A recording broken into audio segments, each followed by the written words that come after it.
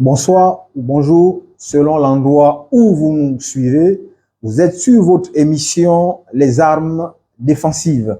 Et nous sommes toujours et encore avec notre docteur maison, le docteur Yannick. Peut-être un mot, docteur Yannick, pour commencer.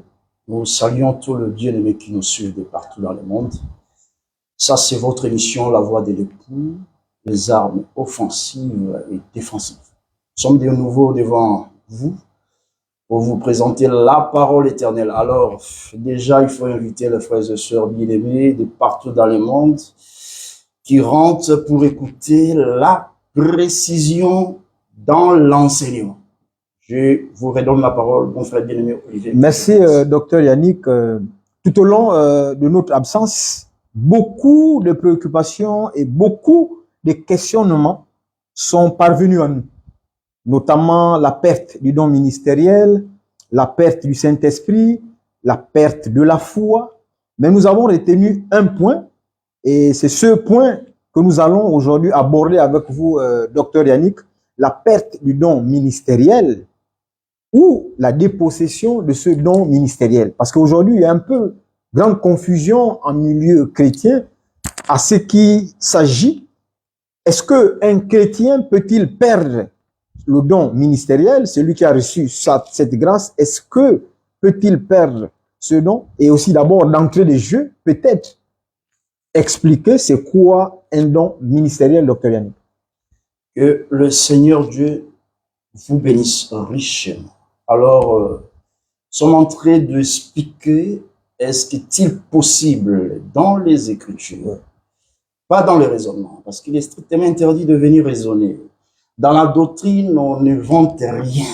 Voilà ce que nous voulons dire. Est-ce qu'il possible à un saint, je précise, à un saint de perdre le salut, de perdre le Saint-Esprit, et à un ministre de la parole de perdre les dons ministériels, c'est-à-dire qu'il cesse d'être appelé apôtre, docteur, évangéliste, pasteur ou prophète. Alors pour aujourd'hui, nous voulons attaquer directement sur la perte des dons ministériels. Est-il possible? Éphésiens chapitre 4, versets 7 à 8, il est écrit, prenez vos Bibles à la maison, on va faire la lecture de la parole. Éphésiens chapitre 4, verset 7. Mon bien-aimé Olivier, lisez ça pour vous. Éphésiens chapitre 4, verset 7, et on descend, il est écrit. Mais à chacun de nous, la grâce nous a été donnée selon la mesure du don de Christ. C'est pourquoi il est dit, étant monté en haut, il a amené des captifs et il a fait des dons aux hommes. Or, que signifie il est monté? Doucement, vous pouvez vous arrêter là. Nous voulons expliquer quoi et détruire quoi. Parce que cette émission, il faut garder ça à l'esprit.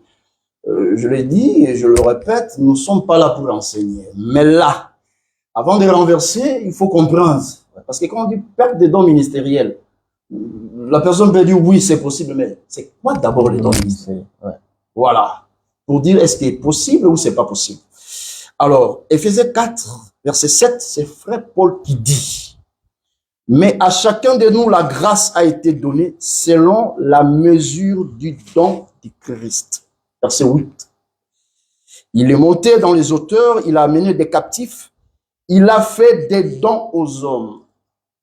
Il faut séparer les choses. Il y a les hommes et il y a les dons. Voilà. Maintenant, celui qui fait des dons aux hommes, c'est Christ. Voilà pourquoi nous parlons les dons ministériels. En réalité, les dons ministériels dans le verset 7 est appelé grâce. On peut dire grâce ministérielle. Maintenant, ce que Paul appelle les dons ici, continuez le verset 11. Verset 11, il est écrit, et il a donné les uns comme apôtres. Doucement, il a donné les uns comme apôtres, c'est-à-dire quoi? Il y a l'homme qui est là, l'homme Olivier. C'est comme un instrument, un vase. Il n'a rien.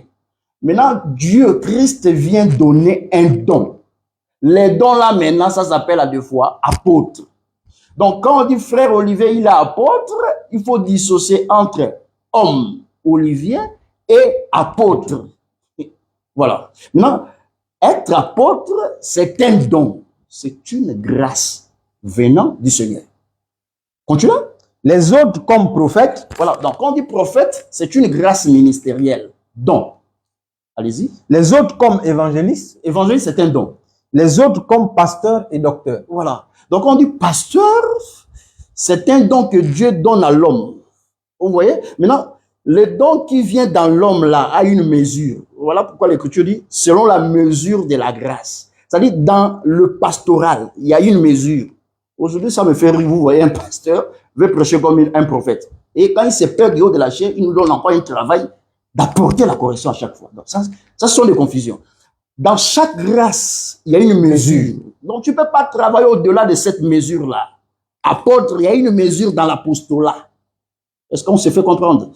Donc par là, nous comprenons quand nous disons don ministériel, c'est une grâce que Dieu a accordée aux hommes qui sont appelés à enseigner, à prêcher. Est-ce que vous voyez ça? Ouais. 1 Corinthiens maintenant, chapitre 3, verset 9. 1 Corinthiens 3, verset 9. Oui. Il est écrit. Ah. Car nous sommes ouvriers avec Dieu. Vous êtes le champ de Dieu, l'édifice de Dieu. Voilà, ça c'est Frère Paul qui dit, nous sommes ouvriers avec Dieu. Vous voyez ça? Et vous. Donc, il y a le nous et le vous. Les nous, c'est pas pour le faire encourager, c'est pour les ministres, les Éphésiens 14. Donc, nous sommes ouvriers, ça veut dire Christ, comme don, travaille avec les corps. Vous voyez? C'est-à-dire quoi? Maintenant, quand on dit don ministériel, ça veut dire Christ vient travailler dans un corps qui s'appelle Olivier. Maintenant, quand Christ vient travailler dans un corps qui s'appelle Olivier, automatiquement, Olivier est appelé ministre de la parole. C'est comme ça qu'on enseigne dans les réseaux sociaux. Parce que nous, notre objectif, frère, c'est quoi? C'est qu'après l'émission, que la personne n'ait pas les mots de tête. On ne peut pas écouter un ministre, après tu as encore mal à la tête. Non, non, c'est pas ça le ministre. Donc Paul dit, nous sommes ouvriers avec Christ. Christ est là, c'est le don qui travaille dans un corps qui s'appelle Olivier. Le fait que Christ rentre dans un corps qui s'appelle Olivier, automatiquement, il fait d'Olivier ministre de la parole. Maintenant, si Olivier reçoit une mesure de grâce qui s'appelle docteur, là, il devient docteur. Donc, celui qui rentre là dans ce corps, ça s'appelle Christ. Voilà, on dit don ministériel. Je vous redonne la parole. Merci, docteur Yannick. En vous entendre, est-ce que on peut supposer qu'il y a ou qu'on peut faire une distinction entre le ministère ou la grâce que Christ met dans chaque homme et cet homme même, cette personne même? Très bien. Il faut toujours dissocier entre l'homme et la grâce que Dieu met. C'est là où on va comprendre est-ce qu'un homme peut perdre les dons ministériels. 1 Corinthiens chapitre 15. 1 Corinthiens. Prenez ça vite pour le bien-aimé. Chapitre 15. Verset 10. Verset 10, il est écrit. Par la grâce de Dieu, je suis ce que je suis. J'aime ça. Et à sa grâce envers moi n'a pas été vaine. Loin de là, j'ai travaillé plus que tous. Non pas moi, toutefois, mais la grâce de Dieu qui est avec moi. Est-ce que vous comprenez ça? Frère Paul est en train de dissocier les choses ici. Il dit, j'ai travaillé plus que tous. Mais il dit, non pas moi. Le moi là, c'est l'instrument, c'est le corps. Mais la grâce qui est à moi, la grâce qui est là, qui était avec lui, c'est le don qu'il a reçu comme ministre de la parole. Aussi, il était apôtre. Cette grâce-là que Dieu lui utilisait comme apôtre a travaillé avec lui plus que tous les autres. Donc, il y a une différence entre l'instrument que Dieu utilise, cet instrument-là, ça s'appelle ministre, corps, et Dieu lui-même dans ces corps-là. Maintenant, perdre les dons ministériels, ça veut dire que Dieu a quitté le corps. C'est ce que ça veut dire. Et on verra si c'est possible que ces choses soient réelles. Voilà en un mot ce que nous voulons juste donner une idée, parce que cette émission, c'est pas pour enseigner, mais pour que les gens comprennent c'est quoi. Très bien. Pour donner à tous nos abonnés, ceux qui nous suivent, des armes en vue de détruire toutes ces hérésies et toute cette fausseté. Et docteur, ça nous donne accès à la deuxième question. Est-il possible que un ministre parole perde ce don ou cette grâce ministérielle? Est-il donc possible, s'il y a dissociation entre cette grâce et l'homme qui porte cette grâce, est-ce que cet homme peut perdre cette grâce. Quand vous dites perdre cette grâce, ça dit que, comme je viens d'expliquer, être apôtre, c'est une grâce, prophète, c'est une grâce. C'est qu'il cesse, Il cesse d'être apôtre ou prophète ou docteur. Il cesse. Alors déjà, il faut parler avec les Écritures. Déjà, nous pouvons répondre que cela n'est pas possible, hein, Ouais. qu'un serviteur de Dieu authentique Qui a reçu le don et puisse perdre ces dons-là, ou cette grâce-là. Aucune trace, et ce n'est pas possible. peut-être des armes. Non, il faut parler très, très, très fort. Peut-être des armes pour pouvoir Alors, parmi les éléments que les gens prennent, ils parlent de Judas. de Judas. Voilà, donc, Et Judas avait part au ministère. alors, il faut prendre Acte chapitre 1, Acte chapitre 1, verset 7. Acte 1, verset 17. Verset 17. Verset 17, il est écrit, il était compté parmi nous, c'est-à-dire Judas, et il avait part au même ministère. Cet homme ayant acquis, verset 25, on va rapidement, afin qu'il ait part à ce ministère et à cet apostolat que Judas a abandonné pour aller à son lieu. Alors, quand les gens lisent comme ça, là, il avait part à cet apostolat et à ce ministère, les gens croient que Judas avait le ministère. Et qu'il a perdu quand même. Ça, c'est lire la Bible en français avec un esprit congolais, ivoirien, Gabonais. béninois, gabonais. Attention, je n'ai pas congolais. Non, c'est pas comme ça. Réalisez ça pour le bien parce qu'on doit souffrir. Donc, verset 25, afin qu'il ait part à ce ministère et à cet apostolat que Judas a abandonné pour aller. C'est-à-dire celui qui doit remplacer, à son lieu. Celui qui doit remplacer Judas, comme dit l'Écriture ici. Donc, afin qu'il ait part à ces ministères, ou à cet apostolat que Judas a abandonné pour aller à son lieu. Quand l'Écriture dit que Judas a abandonné, cela ne veut pas dire que Judas avait les dons ministériels. Et que ce dont lui a été... Alors, comment déjà détruire ça? Alors, à titre d'information, aucun apôtre, je le dis, et nous le disons, sans crainte d'être contredit, aucun apôtre, quand Jésus était sur terre, je dis bien, avait exercé, vous me comprenez bien, oui. Avait exercé comme docteur, prophète, évangéliste. Donc, ministre de la parole. Il n'y avait pas un ministre quand Jésus était là. Bien que, par leur appel, certains d'entre eux avaient déjà le ministère, mais personne n'a exercé le ministère comme docteur, prophète, évangéliste quand Jésus était sur terre. Comment ça, docteur? Alors, non, ici, cette émission, ce sont des armes. Oui. Luc chapitre 1, verset 1. Luc chapitre 1, verset 1, il est écrit. Plusieurs ayant entrepris de composer un récit des événements qui se sont accomplis parmi nous, suivant ce que nous ont transmis ceux qui ont été des témoins oculaires. Ceux qui ont été des témoins oculaires de Pierre. Dès le commencement, et sont devenus des ministres de la parole. Sont devenus les ministres de la parole. Sont devenus les ministres de la parole. C'est-à-dire, ils n'étaient pas, quand ils étaient avec Jésus, seul Jésus qui était ministre de la parole. Alors, pour prouver ça, quand est-ce qu'ils sont devenus ministres de la parole? Acte chapitre 1, verset 8. Allez-y vite pour le bien-aimé. Acte 1, verset 8, il est écrit. Acte 1, verset 8, il est écrit, mais vous recevrez une puissance. J'aime ça. Le Saint-Esprit survenant sur vous, et vous serez mes témoins. C'est-à-dire que témoin ici, c'est pas devant l'assemblée comme ça. Miracle, c'est pas ça, témoin. Témoin ici, c'est annoncer la parole. Vous serez mes témoins. Vous serez mes témoins à Jérusalem, dans toute la Judée, dans la Samarie et jusqu'aux extrémités de la terre. Avant la venue du Saint-Esprit, aucun apôtre était témoin de Jésus. Ça, il devait témoigner quoi? La mort et la résurrection de Christ. Il fallait que le Saint-Esprit vienne. Donc, ils sont devenus ministres quand le Saint-Esprit vient. Mais ils avaient déjà le ministère. Il y a une nuance. Est-ce que vous voyez ça?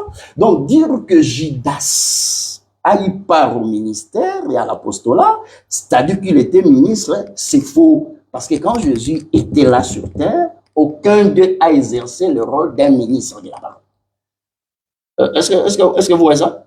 Donc, le ministère devait commencer en eux à partir de la venue du Saint-Esprit.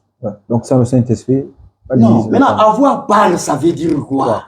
Ça veut dire ceci, que quand Jésus était sur terre, Judas aussi était enrôlé comme serviteur pour travailler pendant ce temps-là. Preuve, Jésus envoya Luc 9. Est-ce que vous voyez ces choses? Luc chapitre 9, Matthieu chapitre 10. Quand il envoya aller prêcher, là, il part prêcher en Israël. Donc, Judas aussi a chassé les démons, il a prêché. Donc, ça veut dire que quelqu'un peut prêcher et chasser les démons, mais il n'y a pas un appel ministériel. Comment ça?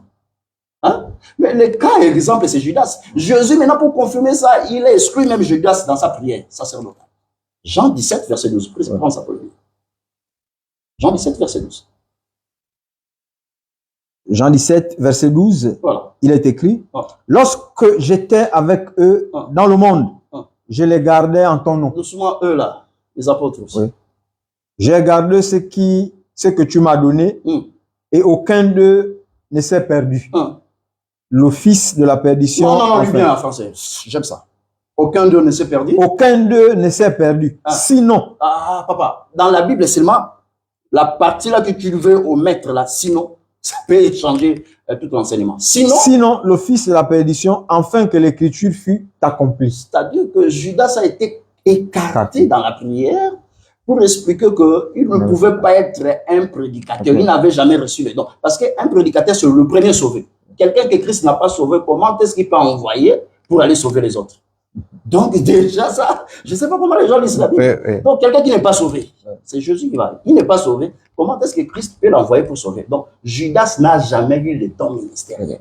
Mais sa place à côté de Jésus, c'était pour accomplir l'écriture. Et le frère David a déjà annoncé ça dans les Saintes Écritures.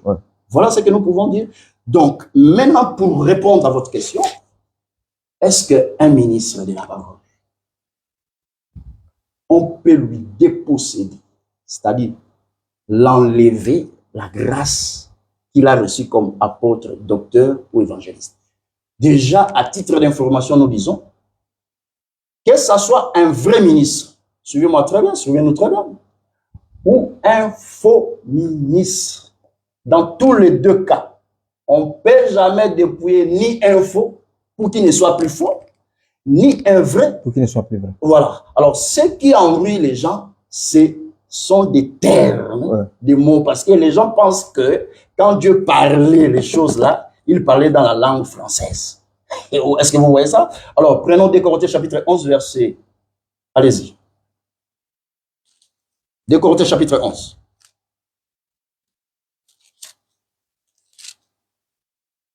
Prenez ça pour le bien-aimé. 2 Corinthiens 11. Voilà. Premier verset. Oui.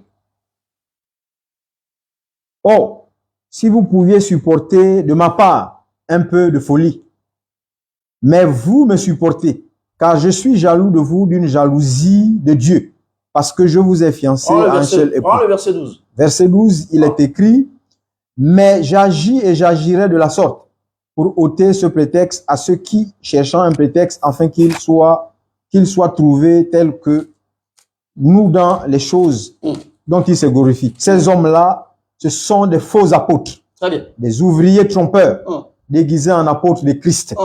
Et cela n'est pas étonnant puisque Satan lui-même se déguise en âge de lumière. C'est-à-dire ceci, frère, que dans le monde, il y a les faux ouvriers et le vrai ouvrier. Les faux ouvriers sont appelés livrés, la mauvaise sémence. Et le vrai ouvrier sont appelés les bris. C'est-à-dire qu'un ouvrier, qu'il soit dans le vrai, qu'il soit dans le faux, il n'y a aucune écriture, il n'y a aucun moyen pour lui dépouiller de sa dignité ministérielle. Alors, quand les gens disent comme ça, là, ils disent, ben, frère, il veut parler quoi? Alors, nous voulons démontrer d'abord ce qui est là dans les Écritures. Alors, ce qu'il y a lieu de reconnaître ici et de comprendre que nous avons deux types d'ouvriers. Nous avons le faux ouvrier et le vrai ouvrier. Maintenant, quand l'Église constate qu'il y a au milieu de nous de faux ouvriers, parce que l'Église est appelée à éprouver. Après chapitre 2, verset 2, lisez ça pour les bien-aimés. Apocalypse 2, verset 2. Je connais tes œuvres, ton travail et ta persévérance. Je sais que tu peux supporter les méchants et que tu as éprouvé ceux qui se disent apôtres et qui ne le sont pas et que tu les as trouvés menteurs. C'est-à-dire que l'Église est appelée à éprouver les gens par le ministère. C'est-à-dire que quand l'Église constate que celui-ci n'est pas apôtre, n'est pas docteur, n'est pas évangéliste, qu'est-ce qu'on fait pour cet homme? Le mot dépouillement là au sens où l'enlever, qui ne soit plus faux, c'est-à-dire tu étais apôtre. Je ne sais pas comment les gens comprennent ça.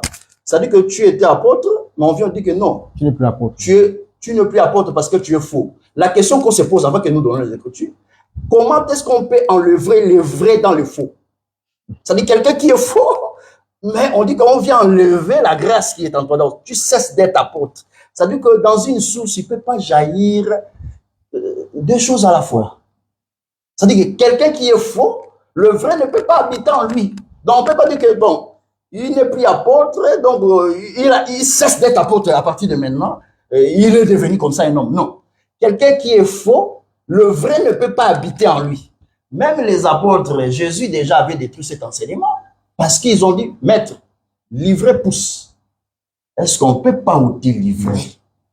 Jésus a dit, laissez-le accroître ensemble. C'est-à-dire quoi, frère? Romains chapitre. J'aime ça. Romains chapitre 8. 16 plutôt. Romains 8. Romains 16. Verset 17 à 18. Romains 16, verset 17. Il est écrit, je vous exhorte, frères, à prendre garde à ceux qui causent des divisions et des scandales. Écoutez, frère, à prendre garde à ceux qui causent des divisions et des scandales. Continuez. Où? Au préjudice de l'enseignement. Voilà, ça veut dire face à l'enseignement. Allez-y. Que vous avez reçu. Éloignez-vous d'eux. Éloignez-vous d'eux ne veut pas dire débrouiller. Non, la procédure pour s'éloigner de cet homme-là, c'est de lui mettre hors d'état de nuit. C'est-à-dire que s'il se disait apôtre, il doit aller avec son titre là comme apôtre, mais faux. Parce que le fait de dire qu'il n'est plus apôtre, c'est comme si Dieu s'est trompé. Dans le faux, il a donné le vrai. Est-ce que les gens comprennent ce qu'ils disent? Donc, voilà pourquoi j'ai donné un verset au départ en amont pour démontrer que les faux apôtres, écoutez-moi frère bien, les faux ouvriers se déguisent aussi aux ouvriers de Christ. Mais ils sont au milieu de nous. Tu vois aussi, ils prêchent la révélation, mais c'est un faux. Ce sont des gens qui créent des scandales et des divisions. Maintenant, quand l'Assemblée, l'Église constate qu'il y a ces gens-là, il faut s'éloigner, pas les dépouiller. Maintenant, s'éloigner là dans la procédure, c'est mettre hors d'état de nuit. Ça veut dire chasser la personne. Lui considérer qu'il n'est plus des nôtres. Voilà pourquoi frère Jean dit, c'est la dernière heure. Car vous savez qu'il y a un antichrist, ça devait te dire. Mais il y en a plusieurs qui viennent. Cela prouve que c'est la dernière heure. Ils étaient au milieu de nous, mais ils n'étaient pas des nôtres. Donc, quelqu'un peut être là, on le laisse à la chair prêcher, mais il n'a jamais fait partie des nôtres. Maintenant, quand est-ce que cet homme peut s'écarter de nous? C'est quand on va lui chasser, de lui mettre de côté selon la procédure normale. Et lui mettre du côté, il va partir avec son titre comme apôtre parce qu'on ne peut pas enlever ça. Il faut que le livret soit là dans le monde. Donc, dans la définition avec l'esprit, dépouiller quelqu'un comme si l'enlever, c'est-à-dire s'il était docteur, vous dites, ah, il n'est plus docteur parce que c'est un faux. Non, il faut qu'il y ait de faux docteurs. Si les gens comprennent ce qu'ils disent. Non, si les gens peuvent me comprendre ce qu'ils font là. Donc, là, vous prenez même la place de Dieu. Ouais. Il doit être chassé avec son titre docteur, mais faux. Ouais. Est-ce que vous comprenez? Évangéliste, mais faux. Ouais. Parce que c'est livré. C'est Paul qui dit ça. Donc, les mauvais ouvriers. Prenons encore Philippiens 3. Philippiens 3, 2. Philippiens 3, 2, il est écrit, prenez garde aux chiens, prenez garde aux mauvais ouvriers. Quand il dit aux chiens, là, ce sont des hommes comme ça. Il appelle. Aux mauvais ouvriers. Prenez garde aux mauvais ouvriers. Mais les mauvais ouvriers, c'est les gens dont nous parlons. Qui prêchent. Faux prophète, faux docteur, faux évangéliste. Mais au milieu de nous, on dit prenez garde. Il ne dit pas dépouiller, prenez garde. Donc, dès que vous constatez là, ces gens-là, vous devez les mettre hors d'état de nuit. C'est-à-dire, il doit quitter le camp avec son titre là, évangéliste mais faux. Maintenant, si nous venons en disant que non, il n'est plus évangéliste, c'est-à-dire que Dieu s'est trompé en donnant les dons dans un homme qui est fou. Oh, le Dieu que moi j'ai pris, il n'est pas congolais ni béninois, il ne se trompe pas. Lui, il se réveille pas en disant, ah, Gabriel, comment ça se passe là-bas? Ah, vraiment, c'était un faux, vraiment. Ça, c'est un Dieu congolais. Parce que les Congolais aussi, ils ont fabriqué leur Dieu. Ouais. Et donc, un Dieu qui se trompe comme ça, là, après, tout au long de la journée, dit, ah, comment on va imposer les mains? J'étais où? Gabriel, il réveille un peu Dieu. Ah, Dieu, tu dois. On s'est trompé. On va enlever. Les gens font arrêtez un peu de comédie comme ça. Mais docteur Yannick, c'est pas peut-être parce que ils se servent aussi de ce qui est écrit. Quoi, frère? Parce que dans 1 Roi 2, verset 27, il est écrit que Salomon dépouilla Abiatar. Non, lui, ça va pas. Donc, on va lire parce que faut lire, hein. Ils vont dire que c'est écrit. Ah, il faut lire ça. Donc, 1 Roi 2, verset 27, il est écrit. Ainsi, Salomon dépouilla Abiatar de ses fonctions de sacrificateur de l'Éternel, afin d'accomplir la parole que l'Éternel avait prononcée sur la maison d'Élie assis. Ouais. Est-ce que c'est pas sur base de cette écriture que ceux qui pratiquent le dépouillement se servent? Maintenant, quand on dit dépouiller là, vous voyez quand vous lisez la Bible avec une seule traduction, ça peut vous amener dans des choses comme ça. Ouais. Prenez d'autres traductions. Réalisez ensemble avec nous. Nous allons dans le même passage, mais avec la version Darby. Darby ici. Oui, voilà. Nous avons même Darby. Voilà. Il y a Darby. Et de 1 Roi, chapitre 2, verset 27, le verset que nous avons lu, il est écrit Salomon chassa Abiatar. Donc, dans Darby, le même passage, il est écrit et Salomon chassa Abiatar de la sacrificature de l'Éternel. C'est ça. Mais les gens, quand ils lisent dépouiller, ils comprennent ça que on l'enlève. Non. Dépouiller, vous voyez la tradition d'Arby qui dit chasser. Parce que, ouais, ça veut dire quelqu'un qu'on constate qu'il n'est pas digne d'être ministre au milieu des noms. Cet homme, on peut lui chasser, mettre hors d'état. On se sépare. Et se séparer de lui. Voilà pourquoi l'Écriture dit, si quelqu'un vient à vous et vous apporte un autre évangile que vous avez reçu, ne recevez pas cet homme. Ouais, donc, cet homme, on doit se séparer de lui. Est-ce que vous comprenez ces choses? Donc, dépouiller là-bas, c'est chasser. Mais quand la personne part, mais il part avec sa fausseté, il part avec son titre comme docteur, prophète, mais faux. Ouais. Parce que les mauvais ouvriers doivent être là. Sinon, c'est annuler la prophétie. Non, c'est annuler la prophétie. Et quand vous dites que on l'a enlevé même le titre de docteur. Non, il est docteur, mais dans le faux. Parce que c'est une prophétie, même Pierre a dit. Oui, comme il y a eu des faux prophètes au milieu du peuple, il y a parmi vous. Il y a parmi vous de faux docteurs. Vous voulez omettre ou effacer la prophétie au nom d'une invention. La doctrine, ce n'est pas une invention. Tu ne peux pas te lever un bon matin, tu regardes frère Olivier. Ah, parce que frère Olivier mange beaucoup de pain au chocolat. Comment créer un enseignement pour l'interdire de ne plus manger les pains au chocolat? Et tu appelles ça doctrine. Ça c'est une doctrine made in Gabon, made in Congo. Non, ça. C'est pas. Donc là maintenant, dans la lecture seulement, dans la traduction d'Arby, nous avons compris que dépouiller, c'est aussi chasser quelqu'un, mettre quelqu'un hors d'état de nuit. Mais il part avec son titre comme faux.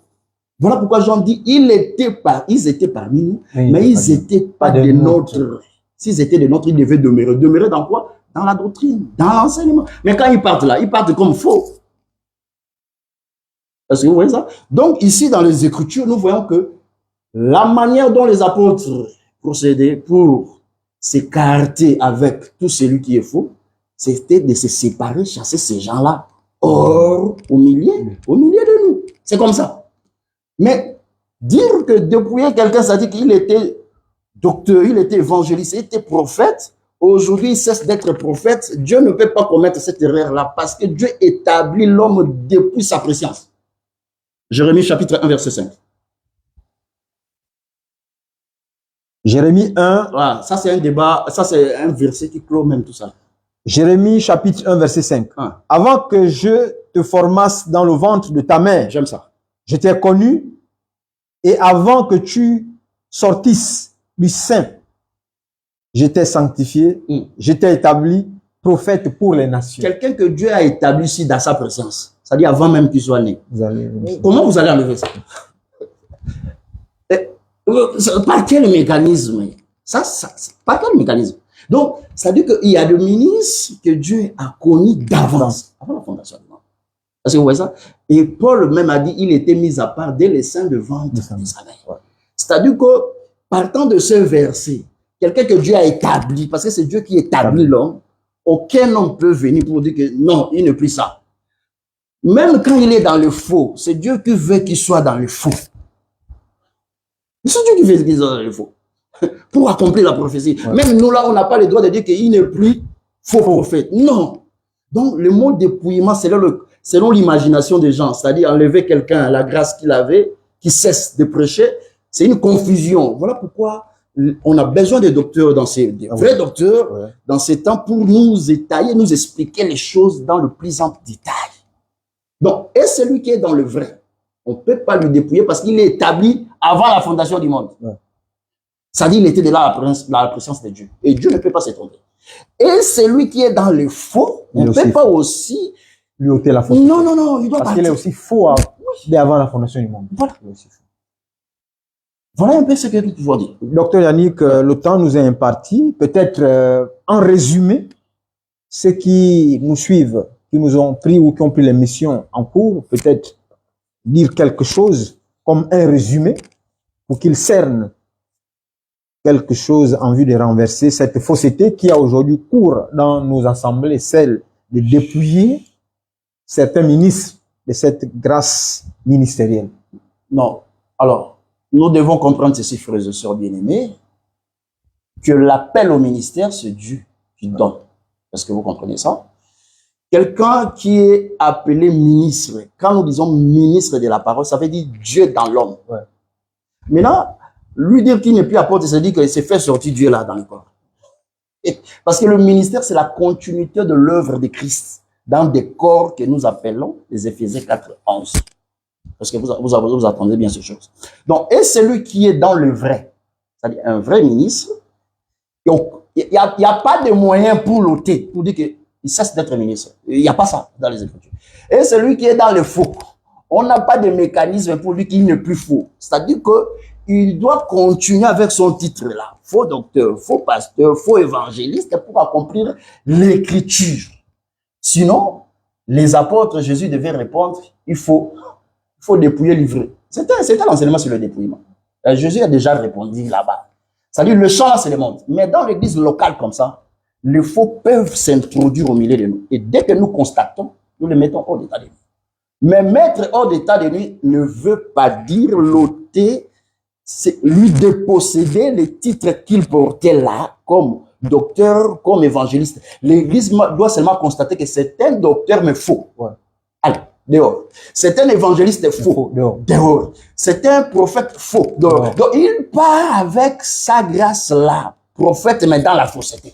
Continuer à travailler avec ça ailleurs. Maintenant, pour ceux qui sont ministres depuis les seins du ventre, dans la présence de Dieu, et même, on ne peut même pas faire un débat parce qu'il n'y a pas de verset où tu vas rentrer par. Tu vas rentrer par où pour dire qu'il est ministre et toi, il n'est plus ministre. Donc, voilà un peu, c'est un résumé pour montrer au peuple de Dieu que la dépossession, c'est-à-dire, quand on dit déposséder, enlever quelque chose qui était dans la personne. Ça veut dire que la personne était apôtre, maintenant les gens se réunissent pour dire qu'il ne plus apôtre. Et ça n'existe pas.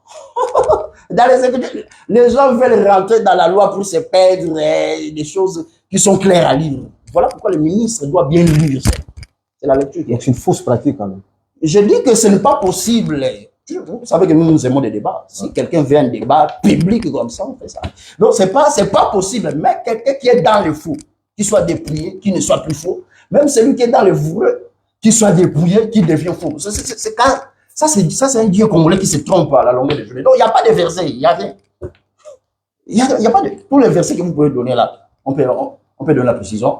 Il n'y a aucun verset. Voilà un peu un mot. On nous fait signe par la petite grâce que Dieu vous bénisse. Merci encore, chers abonnés. Et vous étiez sur votre émission Les armes offensives et défensives. Émission qui a pour vocation vous donner des armes en vue de renverser toute fausseté. Merci encore de nous avoir suivis. À nous revoir dimanche prochain avec notre deuxième point, la perte du Saint-Esprit, et que Dieu vous bénisse.